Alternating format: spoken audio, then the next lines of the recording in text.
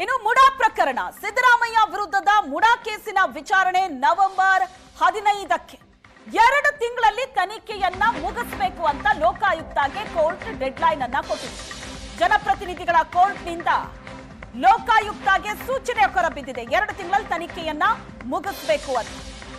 ಸಿದ್ದರಾಮಯ್ಯನವರಿಗೆ clean chit ಕೊಟ್ಟಿದ್ದನ್ನ ಪ್ರಶ್ನೆ ಮಾಡಿ ಸಲ್ಲಿಸಲಾಗಿದ್ದ ಅರ್ಜಿ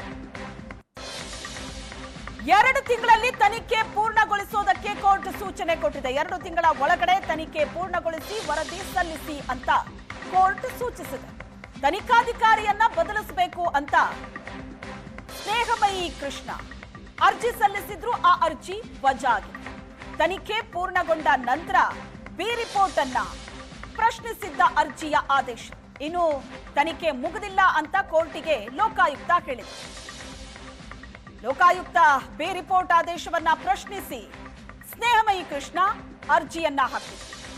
ತನಿಖಾಧಿಕಾರಿಯನ್ನ ಬದಲಾಯಿಸಬೇಕು ಅಂತಲೂ ಅರ್ಜಿ ಹಾಕಿದ್ರು. ಅದು ವಜಾ ಆಗಿದೆ.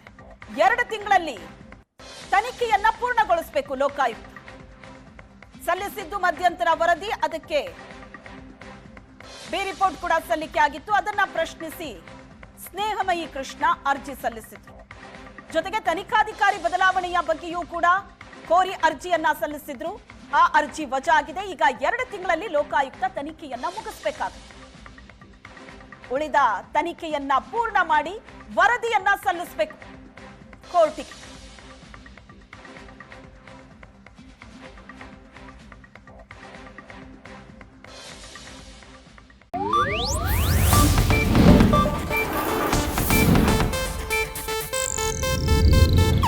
ಇದು ಏಷ್ಯಾನೆಟ್ ನ್ಯೂಸ್ ನೆಟ್ವರ್ಕ್ ಪ್ರಸ್ತುತಿ.